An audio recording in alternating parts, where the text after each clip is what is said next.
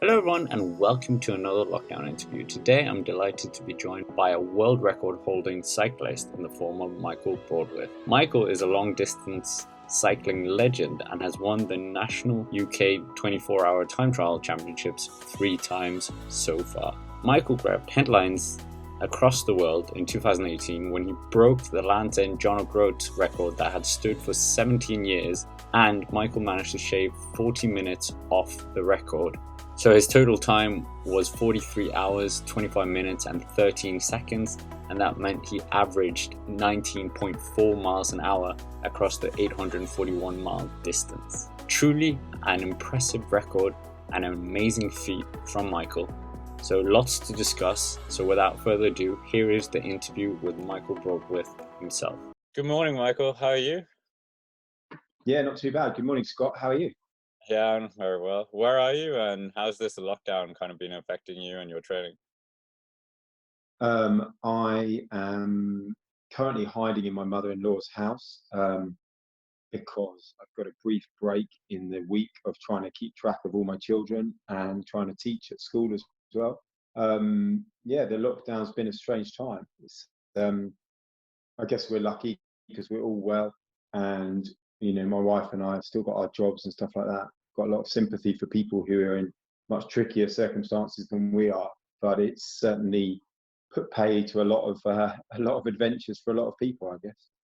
Have you kind of kept fit during the lockdown? Have you used in like Swift or something like that? Yeah, I mean, I haven't cycled as much as I normally would, mainly because the base of my training has always been commuting to work and back. I think at the start of lockdown, I was doing quite a lot of riding on my turbo in the evenings. One of my good friends lives in California, so we were kind of arranging to meet up on Zwift. I would be riding in the evening and he would be riding at lunchtime, so that was quite nice. And we're doing that 3 or 4 times a week. But then as the weather's got better and the lockdown's lifted a bit, I've started riding early in the mornings before the rest of the family get up. This time of year, it's quite nice. Head out at, just after 5 o'clock and get a couple of hours in before everyone else wakes up. It's a really kind of nice, peaceful time. So it's been nice to be out on the road at that time, if unusual. Do you have kind of any goals that you're going for?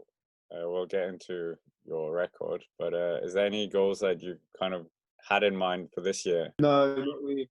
I'd always planned to have this year off. Um, I've done I've done a lot of long races in the last 5 years. I've done, I think, 6 24-hour races and also the end to end. So I think my plan was just to have a year where I would just kind of tick over, keep fit, and I was going to help with the organisation of the 24-hour race, try and help with their results service, with a view to kind of perhaps coming back next year and with a bit of renewed enthusiasm. I just felt like it was time for a bit of headspace, really. I think in the future I would like to ride the British 24-hour again and also have a go at something longer, ideally the transcontinental. But there's a lot of thought that needs to go into the preparation for that. So we'll see. Transcontinental, that's across Europe, correct? Yeah, it's kind of, well, I mean, the winners take kind of 8 9 days unsupported. So it used to be from Belgium to Turkey, but then last year it was from Bulgaria to France. But yeah, basically across Europe and across the Alps, 4 or 5 checkpoints and about 3,000, maybe 3,500 kilometers, something like that. I like everything you said there, apart from unsupported. Yeah, I don't know. I've done some orienteering and stuff when I was much younger, and I enjoy it, and I enjoy camping. So I agree, it will be very different, and I'll need to do some specific practice. But I know some people who've done that kind of stuff before, and they're really helpful, and they're kind of excited about me having a go, which is lovely. So I shall do what I normally do, which is try and identify the right people with the right knowledge, and I shall listen very carefully to what they've all got to say, and then try and put all that together into a package that will hopefully be successful. How did you kind of get into cycling? You had a background in rowing? Yeah, I mean, I originally had a background in cross country running at school, but I was never quite good enough at it. Probably a bit too heavy, really. I mean, I did okay, but then was a bit limited by that. And then had to go rowing at university, which was really good fun. A bit of an eye opener into a kind of different section of society that I hadn't really experienced before. And I made some really good friends and learned an awful lot about training and about what you're capable of if you keep working towards something, and also a really good kind of team ethos. But then, yeah, to row effectively, you need lots of friends and you need to be near a river, and the logistics are quite complicated. And also, it was quite tricky because I'd rowed at a very high level, and I wasn't sure that I wanted to then row at kind of club level when I still had the opportunity to try something else. And anyway, my parents bought me a bike as a graduation present, like kind of a proper Bianchi road bike, and I just got into it from there. Really, tried lots of different facets of the sport, and I also enjoyed cycle touring as well. So I think what appeals to me, like a lot of people, is just cycling's got so many different angles to it that can all come together, which is lovely. But how do you go from starting to enjoy cycling to do something that most people would feel is crazy? You did 24-hour races and you did quite well in the nationals. Yeah, I suppose like when you start racing or when you start doing anything, you kind of naturally drift towards the bits that you do better at.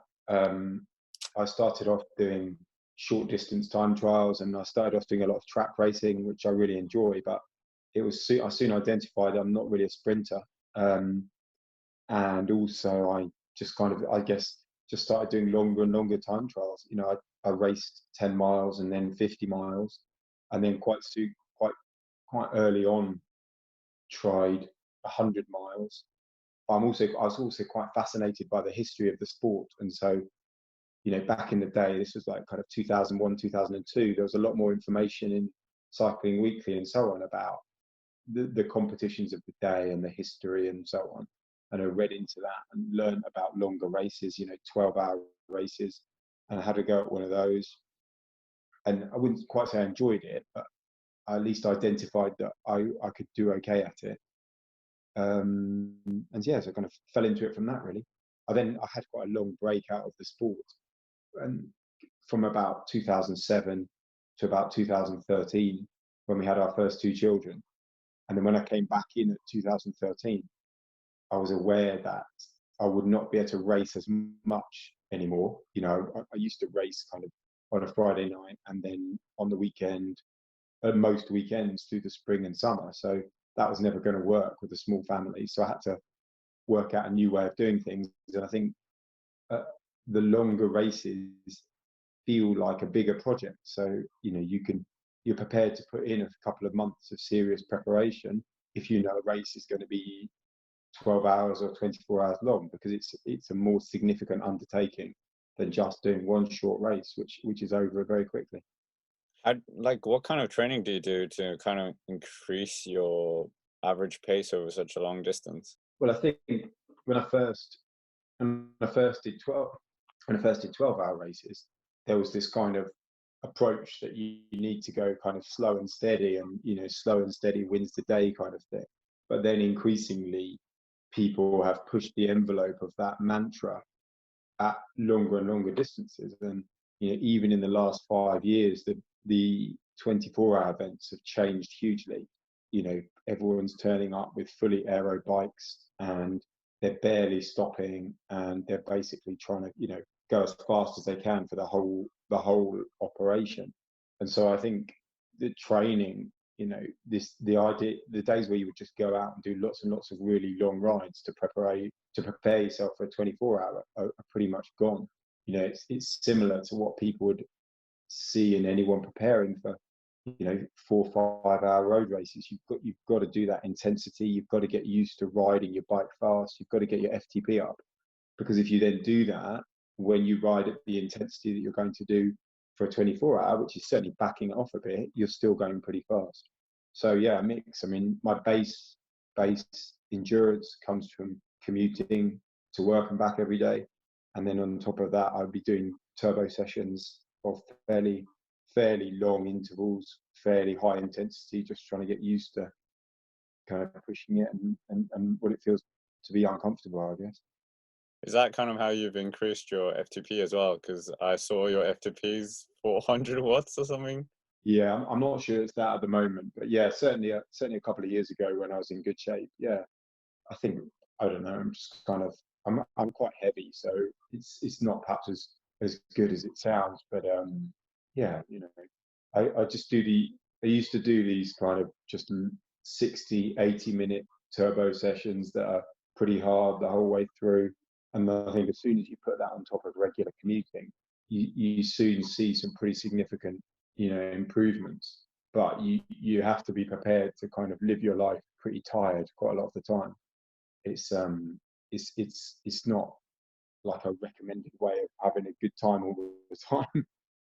Do you do anything like special recovery kind of routine after each session, or is it kind of just eat dinner and then finish? No, well, normally I would. I think what I try and do for recovery is try and space things out during the day as much as possible. So often I'll end up doing my turbo sessions fairly late at night, um, because I want to get it. I've commuted, then I need to see my children, then I need to do some work, and maybe I'll be even getting on the turbo at 9 o'clock, 9:30 at night.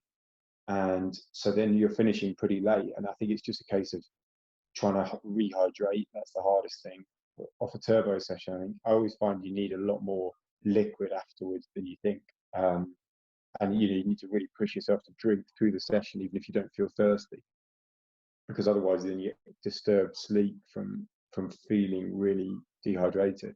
But yeah, just kind of food and lots of water, and then get to bed really. As we mentioned, you're a three-time national champion in the 24-hour record. How do you go from that to thinking about Lance and John O'Groats?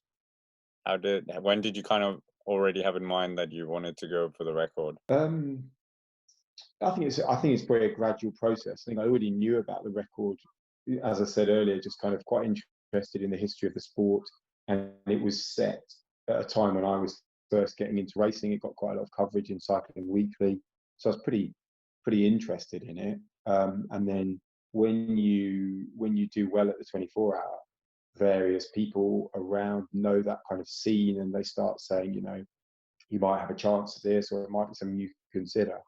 And all of the guys who are all of the guys and the ladies who've done the end to end have come from the background of riding the 24 hour first. So you can kind of make a direct comparison in terms of the distances that you've managed versus the times that they've then done for the end to end. And I think it's a good proving ground in terms of getting to know your support crew, allowing them to understand what your requirements are, getting your kind of logistics sorted. But I would say it still took a good couple of years for me to go from thinking it would be a nice idea to really having the confidence to, make the financial commitment and the emotional commitment, and getting and the time commitment, especially on the behalf of all the people who are on the crew, to kind of get them all roped into the project. The self-confidence to do that was one of the hardest things, really. That's what took the time. So yeah, a lot of people, if they just read that you beat the Lance and John O'Groats record, they would feel that you just got on a bike and kind of cycled up it. But how many different components were there? Like you said, you had to organize your own team. I guess you had to organize like a schedule as well of like to keep on track with the record and things like that. Yeah, no, it is a big undertaking. I think because one of the big bits of advice that they have for anyone who's considering it is to try and get an organizer who's separate to you, so that you don't have to worry about all of that, because obviously you're trying to train for it at the same time and prepare for it. And so actually my wife was the organizer, and she did an amazing job of, yeah, pulling together all those different parts of the project. It's a case of you need to liaise with the Road Records Association, who are going to verify the record. You need to have observers from the Road Records Association who are going to travel with you. And then also you need all of the same considerations that you would have in a 24-hour race. But the 24-hour race, everyone can stay in the same place, and you just sit. The whole support group can basically just sit there, and you can have a tent, and all of your food and your drink and your kit and spare wheels and everything can all be in the tent. Whereas in the end to end, you're going to need all that same stuff, but it's got to be in the back of a van, and it's all got to be moving, up the country.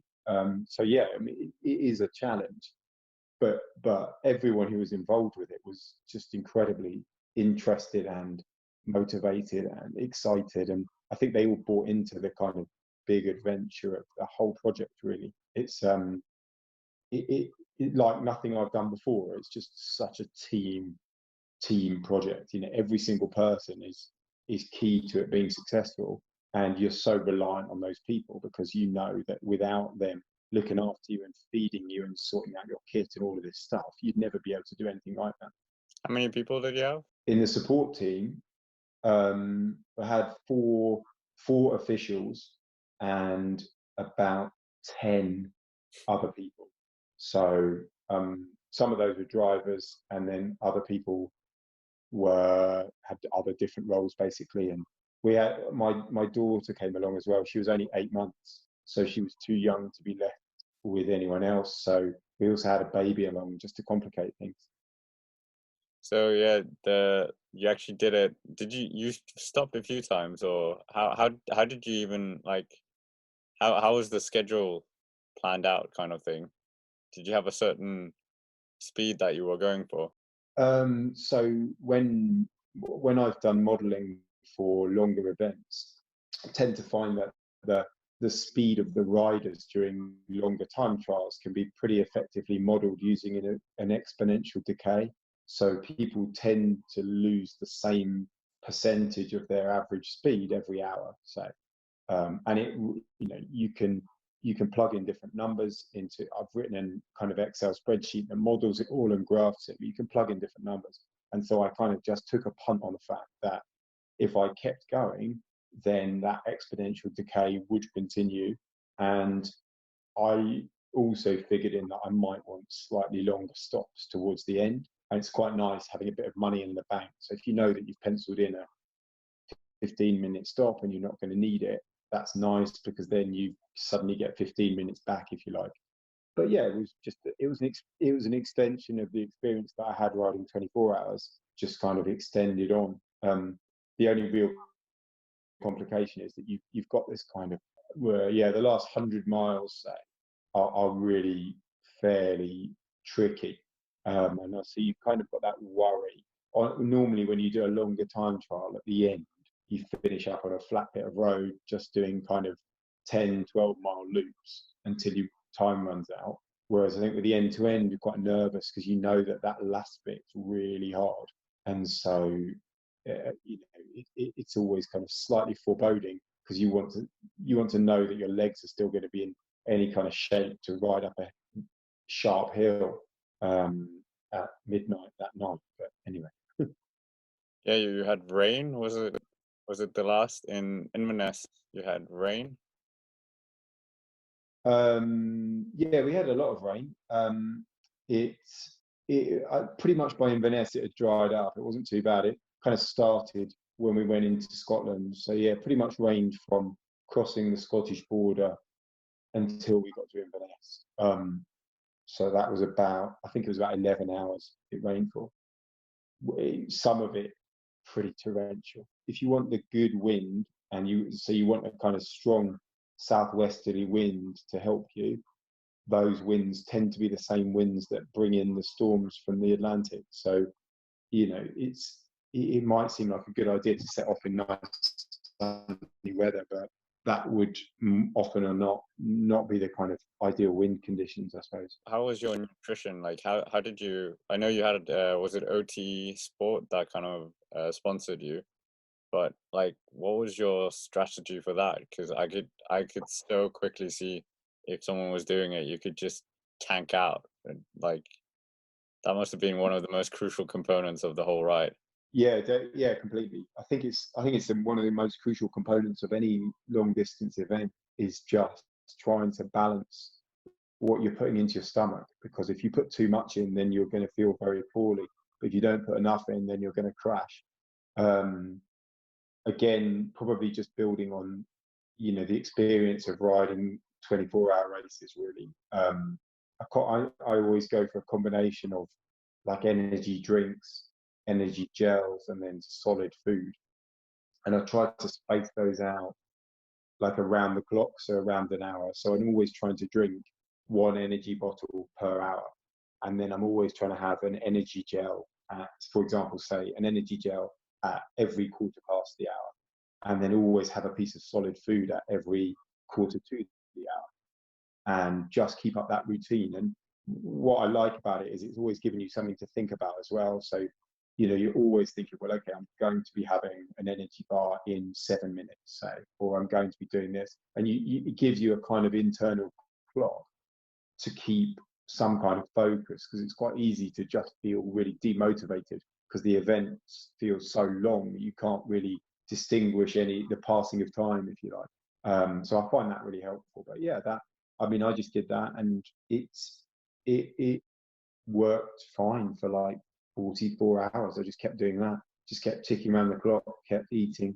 and drinking and having a gel. So I think, though, I'm quite lucky with that. Lots of people try to do that kind of stuff and either feel like they're taking on too much or feel sick, and it can go wrong. So yeah, I'm pretty lucky. What was kind of your bike setup for the ride? So yeah, I know that I can pretty much ride 24 hours in a full time trial position. So I've got a specialized shiv that's on loan to me from a friend of mine, and I just took that down to Land's End, and yeah, it was fine. I rode that pretty much, full aero position on the flats and the downhills, and then I just sat up for the climbs and managed to hold that for probably about 28 hours. And then in the rain, the rain kind of seemed to give me problems with my neck. It was very cold, and in the end, I think I got something called Schirmer's neck, which is where your neck muscles give up, your head starts hanging down. And the problem with that on a time trial bike is that I couldn't see the road in front of me. So luckily I had a spare bike, which is still a time trial bike, but it was a more forgiving setup. It was about 5 centimeters higher at the front. And so I switched onto that bike for the last 220 miles or so.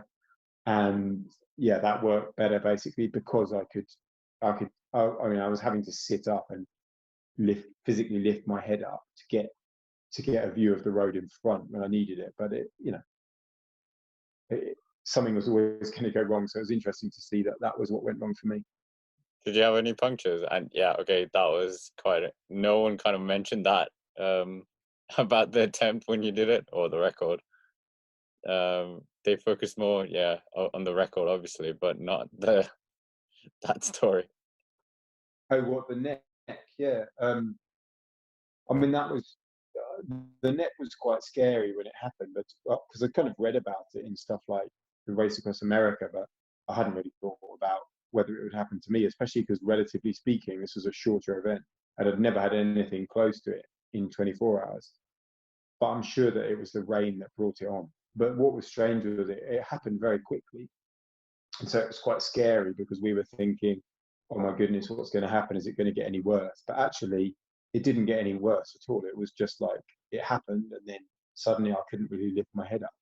But it didn't then affect any other part of my body. And so all I ended up doing was adapting my riding positions and my riding style to allow me to cope with that disability. And then it was, we managed to keep moving. We managed to keep moving quick enough. And so in the end, you just overcome it. I think in answer to punctures, by the way, I had one slow puncture on the rear, and then in Scotland, in the dark, I hit a rut in the road and punctured both wheels at once. So other than that, that was it. And one of the 10 people must have been a mechanic to sort it out for you, I guess. Yeah, well, it was just spare wheels, chuck them in, stay calm, have a drink, and then get going again. But in the grand scheme of things that could have gone wrong, that's not too bad, really. So how did it feel finally getting to the finish? Yeah, really, really good, really. I think I definitely had moments in the ride when I wasn't sure that I was going to make it to the finish, and then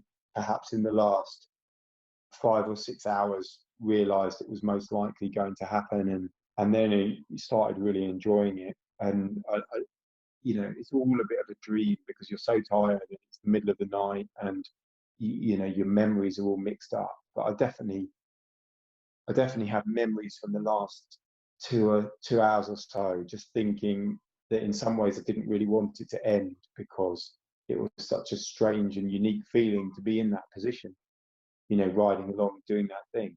But I wanted to try and consciously enjoy it. But yeah, it was amazing. And it was amazing to share it with those people and to see how pleased they were. And to be honest, to see what they'd all put themselves through over the course of, nearly 2 days was pretty humbling, really. Although, it sounds like a cliche, but although my name is the one on the shield, I think it belongs to all of them for what they put into the project, really. You basically became like a household name in cycling overnight. It was a real privilege to do something that excited so many people. And I think, when I speak to people about it now and they were following it online or they'd heard about it and stuff like that, it was really nice to do something that felt like a real positive event. And I liked it because it flagged up that actually, people are still interested in this kind of racing and riding, and there's still a place for it in people's kind of consciousness. And so, like I said, there's all different types of cycling, and actually long distance record breaking is a pretty niche place, but people with the right information, people get really into it. It's good for the internet, to be honest. The fact that we had a tracker and people would follow us online, and the fact that my wife was putting stuff on Twitter and people were able to interact with that and read it and give their feedback, means that there's a lot more of a narrative going on that people can buy into, which is pretty cool. Did it not kind of want you to do that again for, you mentioned transcontinental, but something like maybe race across America or something similar to that? Yeah, I mean, I've thought about what would be interesting and what would be a good project, and I've toyed with Race Across America, but I think what appeals to me about the transcontinental now is it's something a bit different, and I would enjoy the route finding part of it, and I would enjoy the navigation, and I would enjoy the camping and the self-sufficiency of it. And I've got a huge amount of respect for people that do Race Across America, but it's extraordinarily expensive to ride because you've got to pay for everyone who's coming along with you, and you've got to hire all the equipment. I think the transcontinental is something, perhaps it's a little bit more accessible to people, and it's closer to home. So, I'm not ruling out anything, but that's just where I feel like my interests might go next. Yeah, that kind of neatly wraps up this interview. Thanks very much for your time, Michael. It's been a real delight to just get an insight of all the riding you've done, the long distance riding, and all the advice you've given as well. Cool. Well, no, my pleasure. Nice to speak to you, Scott. Thank you very much. I'm going to include your social media in the description down below, but also your Strava file, because that's an incredible Strava file. I think it's the Strava file of all Strava files. Yeah, no, it's quite good. I think I still occasionally get people stumbling on it and then throwing me a bit of kudos, which is nice of them. So thank you. All right. Thanks very much, and hope to speak to you again. Cheers. Thank you, Scott. Bye-bye. So I'll stop the recording there. That's it for this interview with Michael Broadwith. If you're new to the channel, make sure to subscribe to not miss out on any upcoming videos. And why not check out the interviews on some of the other lockdown interview guests, such as Nico Roach of Team Sunweb or Alexander Christoph of UAE Team Emirates. Thank you very much for watching, and see you all next time.